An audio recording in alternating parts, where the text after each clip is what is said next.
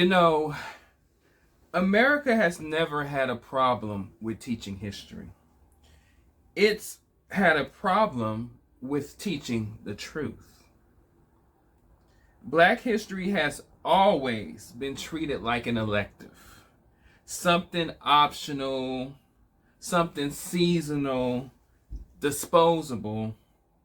February comes, Black History Month, and February goes. Just like that, the shortest month of the year. But the reality is this: Black history, Black American history, is American history. Not the fairy tale version that they create for story time. Not the fairy tale version that they use to keep us patriotic and docile to the story we've been told. Not the version where freedom just magically appeared in 1776 and everybody lives happily ever after. That shit never happened. Our history tells the truth about how this country was actually birthed and built. Who labored, who bled, who suffered, who was excluded, and who benefited. And the truth is pretty dangerous.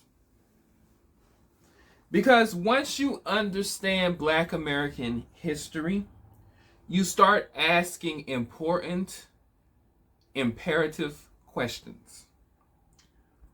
Why wealth looks the way it looks?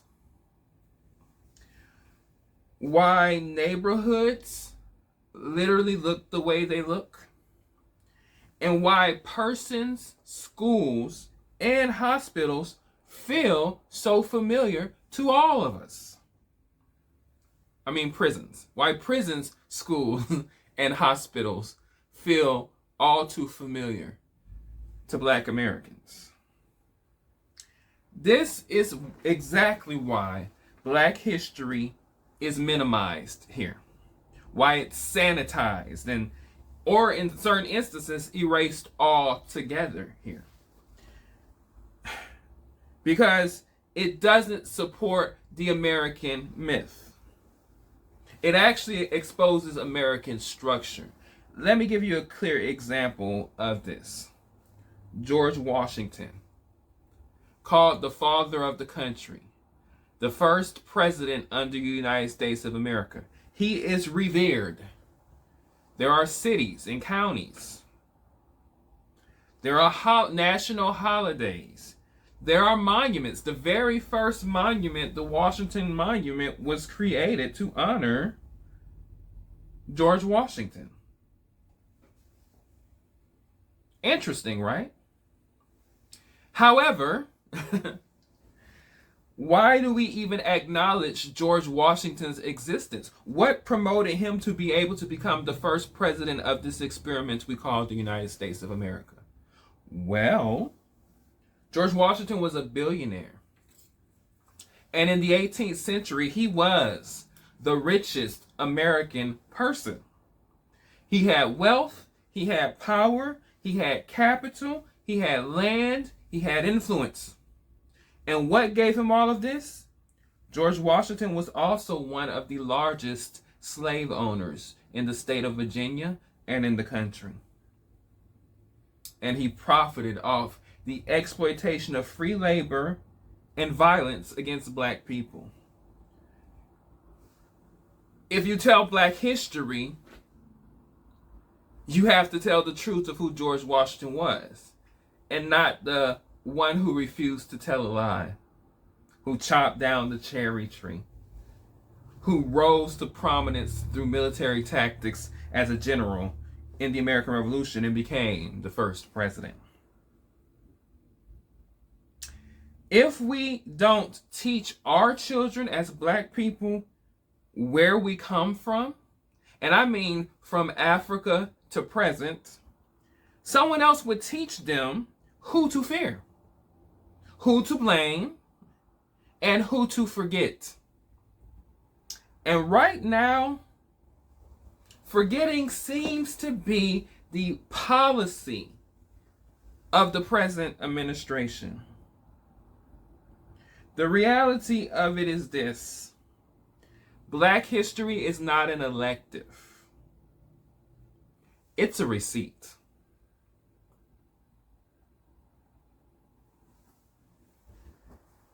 And now it is time for Black News Now.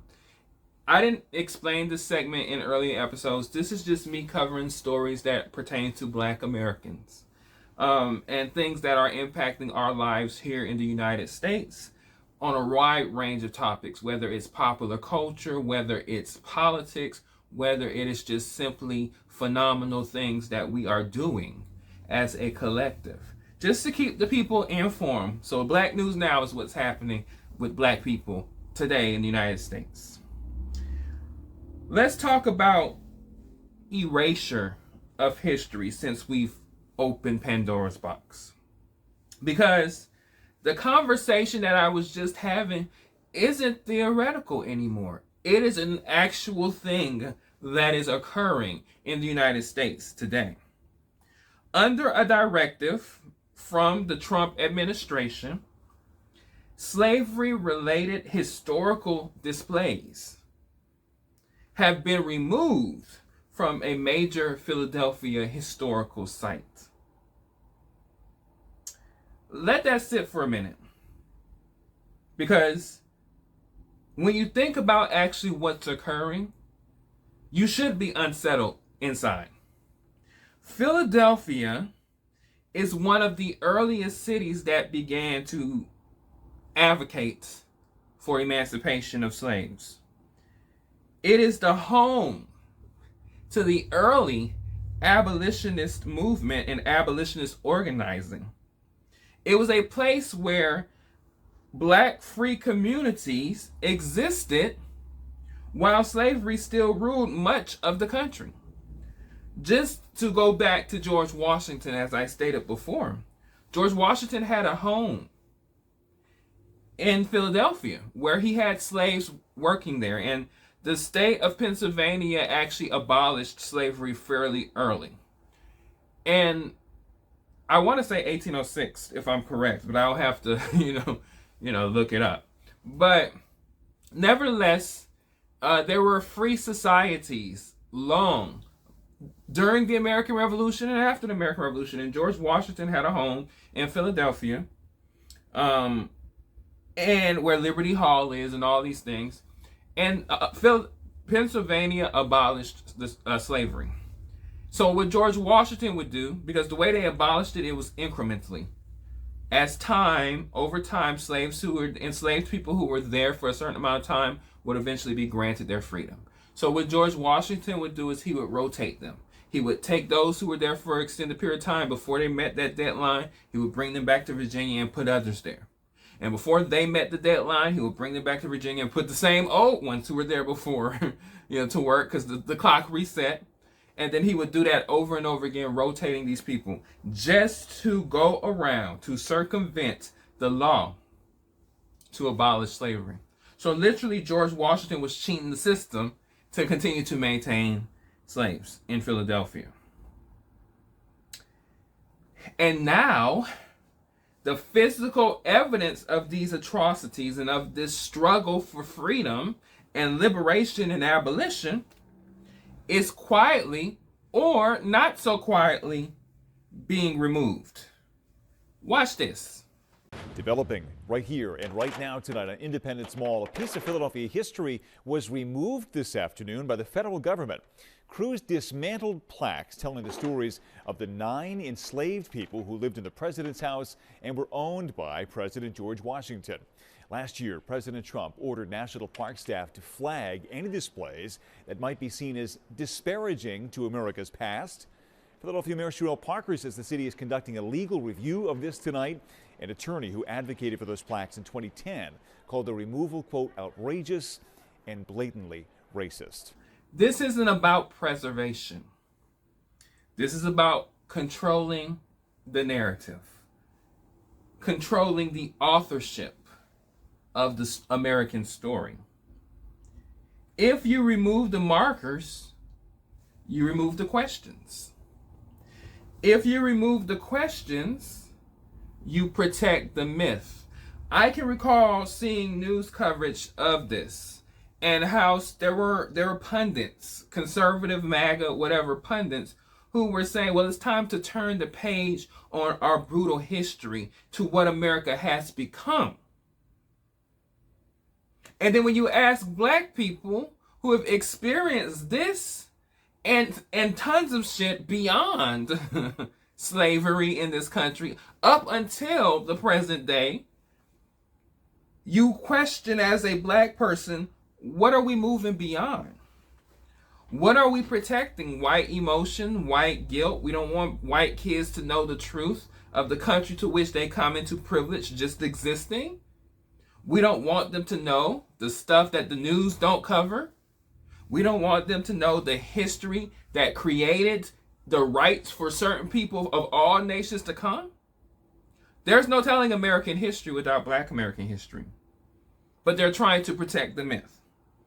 And that myth says slavery was unfortunate but brief, which we know isn't true. It lasted 400 years plus years in the Americas. 417 years, to be exact, in North America, where the United States is. But they want you to believe that myth. They also want you to believe the myth that racism was personal and not structural. The slavery system, or the system of slavery, was well pervasive. Every white life and every black life and every indigenous life was touched by the institution of slavery. It was so pervasive that you got slave narratives, you got slave owner narratives, you got observers and non-participants but who observed narratives. You got business ledgers and insurance ledgers and bank ledgers, land deeds, property deeds to people, insurance policies on people. Literally, you have a change in the behavioral patterns of aquatic animals in the Atlantic Ocean due to bodies being dumped there so often from slave ships. Burial sites. Tools created. Laws created to uphold a huge system. To me, that sounds more structural than personal. But they want you to believe the myth. And then another myth they want you to believe is that progress happened naturally. When we know that even for slavery to be abolished in the United States, it required a war that almost 700,000 people, if not more, lost their lives. And no, they weren't fighting specifically over slavery on the North, and the South was definitely fighting to preserve their system of racial hierarchy and slavery. But at the end of the day, that is the centerpiece of the entire war, slavery. And it required bloodshed and resistance and literally destroying the system, or trying to destroy the system on the part of the enslaved people. It didn't happen naturally. It took supernatural strength of black people to endure it and to persevere and to push beyond it and to continue to push beyond it. But it took bloodshed to end it. And we know it still occurs here because the 13th Amendment just gave permission to arrest more people to enslave. So none of these myths are true. Philadelphia didn't just witness history, it challenged history. And that's exactly why this story matters. Exactly why. Because The truth of the matter is, this isn't just a neutral thing. This is a political act. This is white supremacy. This is white people saying, because we don't like it, we can look the other way. And that is hallmark to the majority of white experience in America. There weren't tons and tons and tons of white slave owners. Majority of white people didn't own slaves. But majority of white people looked the other way. And here we are again, trying to erase the history, and there are people looking the other way.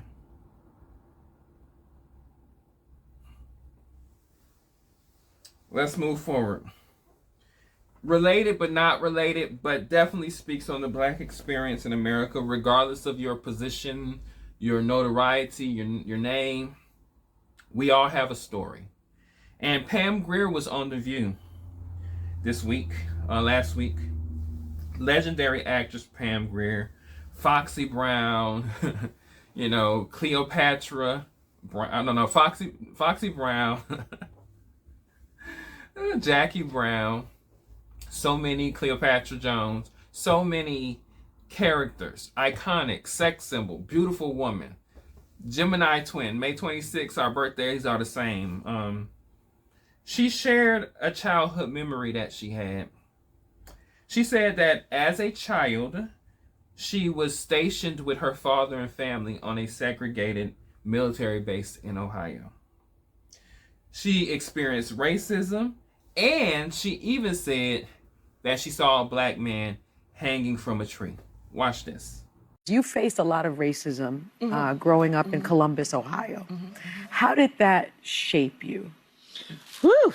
Well, the military wouldn't allow black families to live on the base, so you had to live in an apartment, and you couldn't take a bus. You couldn't afford a car. You walked. Your dads walked to the base, and sometimes we would go from tree shade to get back to the apartment.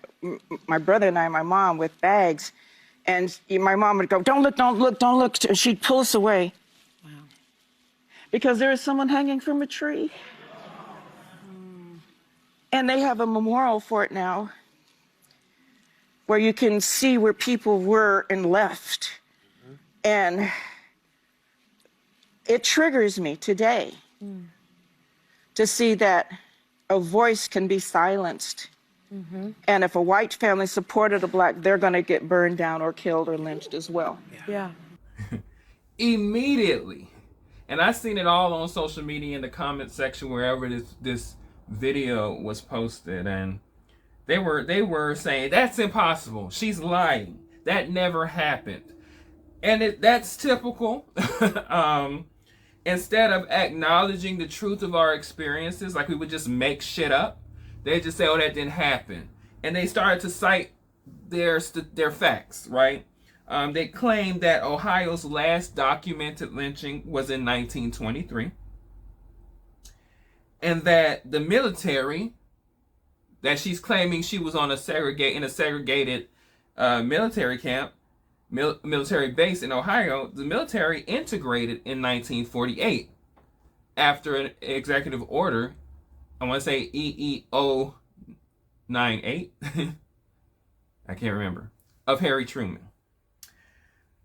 Well, so therefore, according to the internet, Pam Grier must be lying. But here's the thing. Let's slow down a bit, right? And let's put some historical nuance and understanding into Pam Grier's story for the people. First of all, it's modern misunderstanding to think that lynching is only a hanging. We have been conditioned to believe that the hanging is the lynching. The hanging is just one aspect of the lynching. And it might not even be a hanging involved. Lynching dates early 1800s in American history. So it's not new. It is extra legal violence, and what they would say punishment for crime. And many states across this country, even into modern times, allowed for martial law, allowed for citizens to practice the law as they saw fit in their states. And definitely after the Civil War and the emancipation of black people, citizens across the South and other parts began to do this. It is also important to note that lynching remained legal federally until 2021 with the Emmett Till Anti-Lynching Act signed into law by Joe Biden. But for those of you who aren't aware of what lynchings encompass, and I might blast the picture up really quickly, they involve beatings, public executions, disappearances, accidental deaths, unofficial punishments carried out with community approval. So lynchings can be anything. Hangings are just one aspect of them sometimes. The second point is that when people say the military was integrated by Harry Truman in 1948, laws have never been implemented immediately once the law was passed. Military integration on paper did not mean integration in practice immediately. After Truman's executive order, segregation lingered in this country in the military for years, especially on military bases. The same way when Brown versus Board of Education 1954 decision was made, school integration didn't happen immediately. And, ladies and gentlemen, schools are less integrated today than they were in 1954. So just because a law is passed or an executive order is made does not mean you will get the outcome immediately or even at all. Because people are going to do what they want to do. You can't legislate human behavior. Pam Grier was born in 1949. During Jim Crow era. Her childhood lines up perfectly with a messy, incomplete, hostile transition period in America. What the internet calls impossible, history calls undocumented. And let's be clear, when it comes to lynchings, they didn't document them. The ones that were documented, usually black leaders documented those. People like Ida B. Wells. And when they were documented, they were in the newspapers. And that was another way of trying to keep track of them. But there were thousands that we will never know. Because who's going to document their bad behavior? What the internet calls impossible, we just call as historians undocumented. And here's the real issue. America believes records over black memory. Paper over people. Myths over actual lived experience. And so when we tell our truth, when we tell the reality of what we've experienced in this country, they brush it off and say, well, that's not what I read, or that's not the documented situation, or that's not what I've seen. But many black people who see the same thing, everybody ain't lying. And I can say from my own personal experience, I grew up in the 80s. I grew up in the 90s. Where I'm from in southwest Louisiana, lynchings were still going on when I was a kid. The Klan was still riding around and terrorizing people to a degree, or at least preventing people from engaging politically when I was a kid in the 80s. So the reality of it is, absence of records is not the absence of violence. Let's shift some gears. from Black American experience, and let's talk about our global family. And let's do Black World Now. According to Reuters, which is a pretty credible news source, African nations now send more money to China in debt repayments than they receive in new loans. They owe more money than they're able to get. This analysis came from One Data, which shows that China's role in African engagement has shifted. And the reality of it is when you have a higher debt percentage, higher percentage owed than you're giving out, that gives the debt payer, or should I say, that gives the loan payer more leverage, a lot more leverage over what goes on with you. And so we see that China's role has shifted. There are fewer new loans being offered to Africa. There are rising repayments in Africa, and there are tighter terms to those repayments in Africa. And this just isn't about China. Africa is still positioned as a resource base for many nations all around the world, including the United States. Not a financial equal to the countries that it is owed and that wants its resources. Debt replaces colonial rule. Debt is the new colonial rule.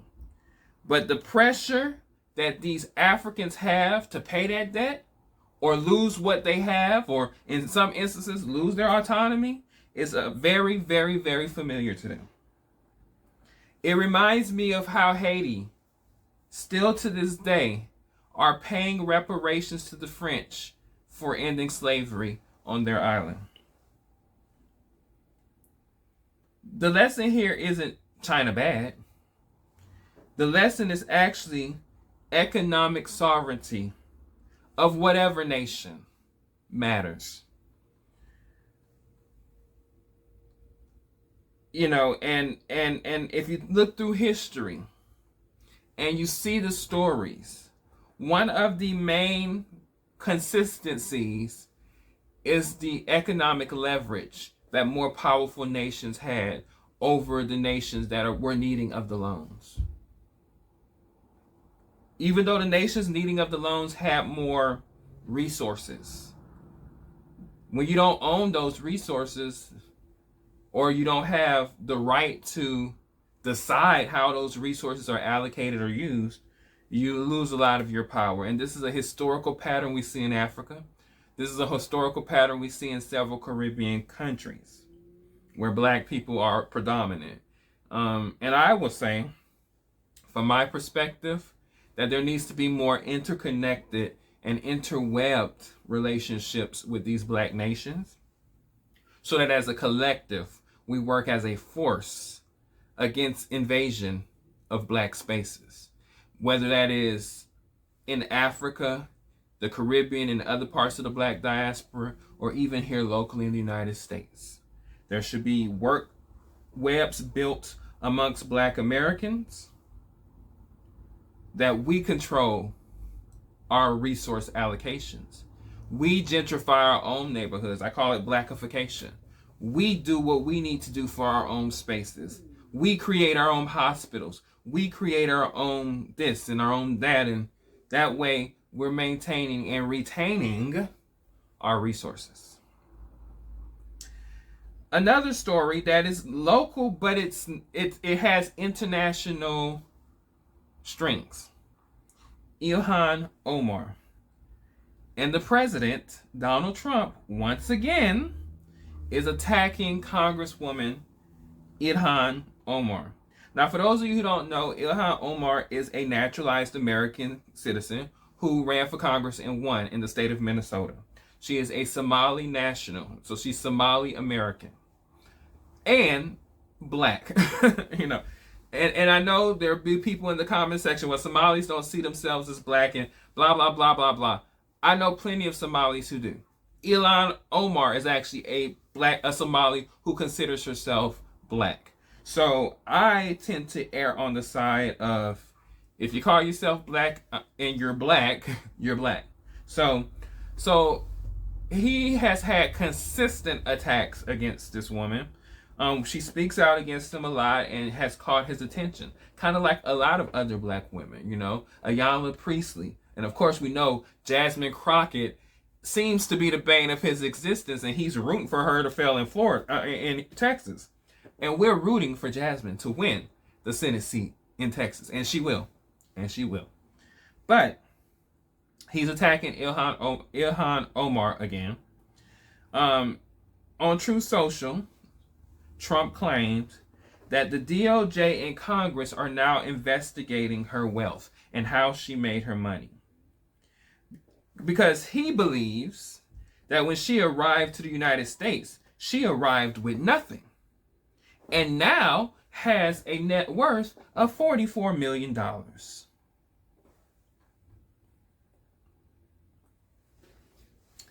So let's talk about the irony, the hypocrisy, the bullshit. Trump's net worth has ballooned since becoming president in 2024. Through branding deals, through political fundraising, through influence, through shoes, through building projects with his family, he's gotten over $1 billion increase to his net worth. But somehow, that growth is called success, the American dream. While a black Muslim woman, her success becomes suspicious.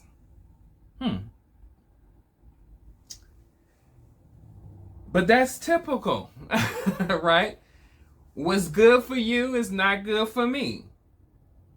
It's a problem when I do it, but not when you do it. Interesting. But y'all know this isn't about finances. Y'all know this ain't got a damn thing to do with her finances.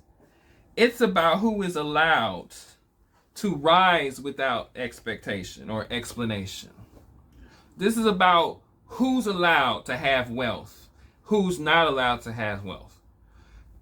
It's suspicious for black people to have money, but it's normal for white people to have money. So when you frame it as racialized suspicion, you know, because that's what it is, it's just another play to try to protect the power and to justify disadvantage. Because the assumption, well, with the situation in Minneapolis and in Minnesota with the Somali population, they've already been trying to paint them out as frauds and taking from the system and all of these things. You know, that's part of Trump's biggest push going into Minnesota. Even in Minnesota, where there was a fraud case, the leader, the band leader, the ringleader of the case was a white woman. And you rarely hear anything about her or see her face on the news or on social media in regards to the case. And she was the one who benefited and profited from this situation the most. Or, on the flip side, down in Mississippi, you got former professional football player Brett Favre literally scamming the American system. Tons of taxpayers, millions of dollars. Yet, we don't see his face plastered as a criminal. Or we don't see his face as the face of white-collar crime. And let's be clear. Statistically, the face of white-collar crime are white men.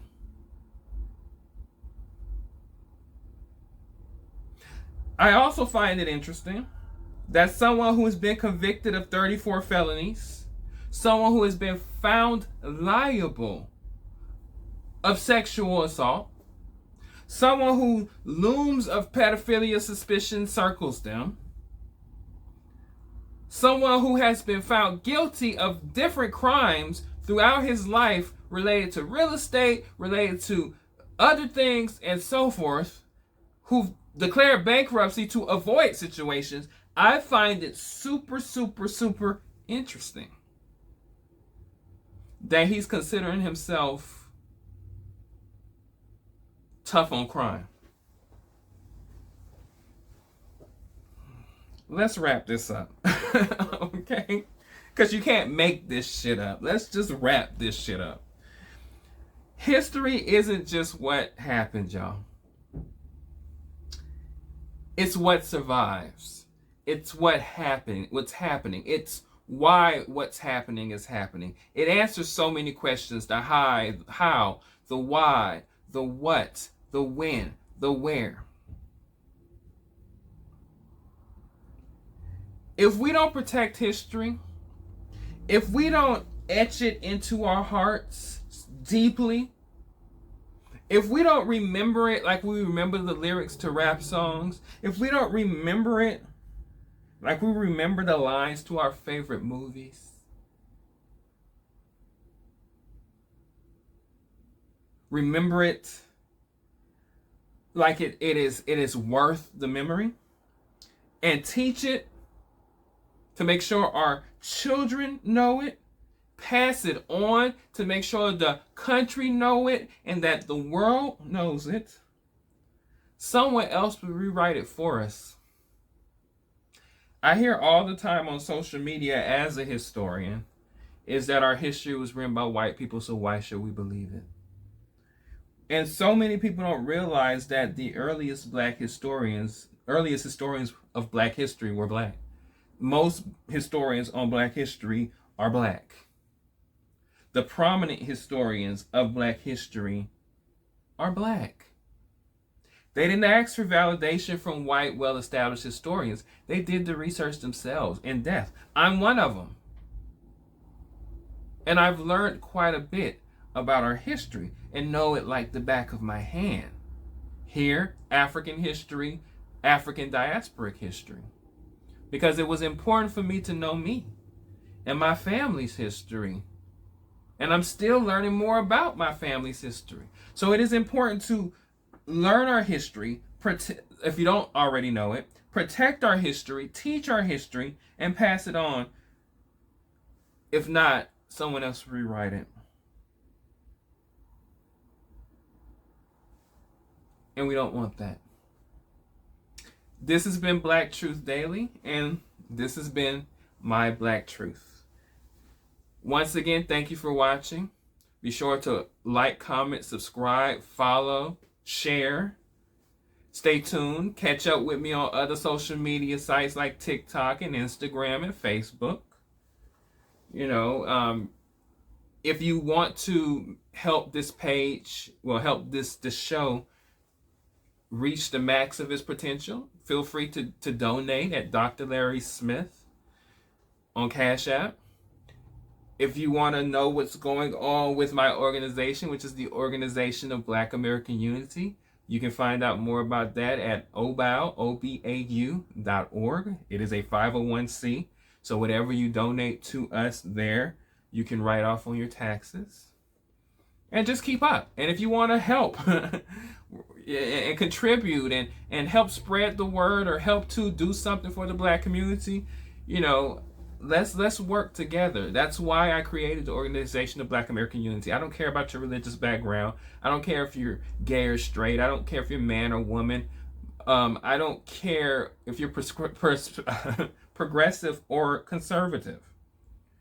Our mission as a collective should be for the progress and the betterment of the black community. So the organization exists to bridge the gaps so that we can do what we need to do to survive, not just to traverse waters we're in now, but to continue the journey centuries into the future, as our ancestors have centuries into the past. Good night.